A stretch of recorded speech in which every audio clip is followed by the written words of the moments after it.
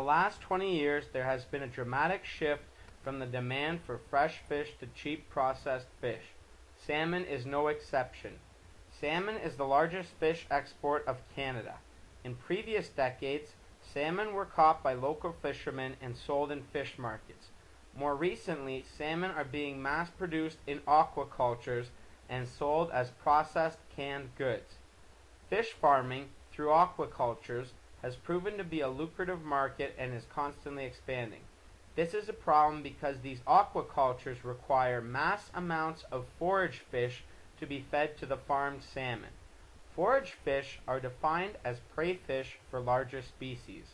Examples of forage fish include anchovies, herrings, and sardines. Forage fish are obtained from the ocean by massive ships that drag nets and vacuums on the ocean floor.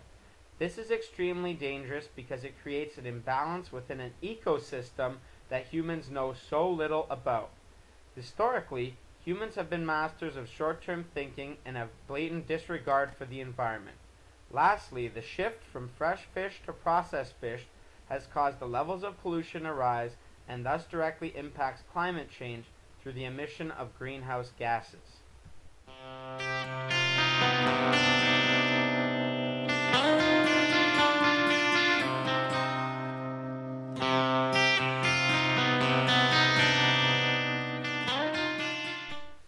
When looking at international law, it is important to understand the United Nations Convention on the Law of the Sea.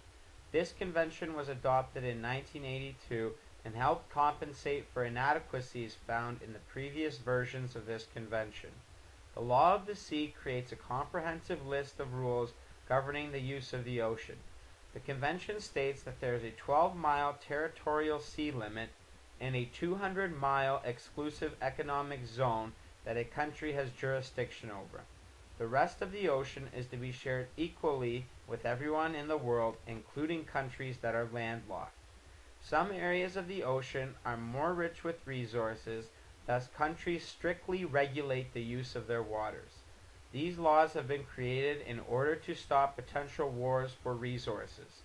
The coasts of British Columbia and New Brunswick are extremely rich with resources such as salmon. Due to a high demand for salmon, our government encourages acts such as fish farming, even though they know they are dangerous for the ecosystem.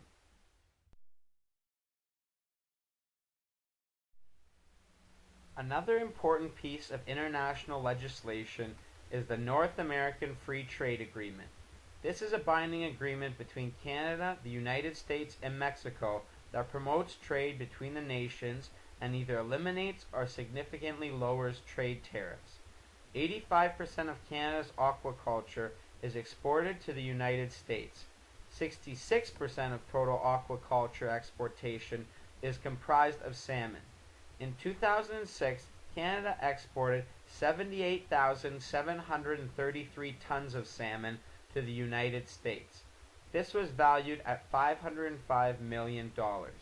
This amount of trade is a clear incentive for the federal government to endorse fish farming. But with the level of exportation rising every year, the level of fish foraging rises as well. This is extremely problematic because we are destroying the ecosystem in the ocean in order to make a profit. This will eventually affect other species as there is less food for them to feed on every year.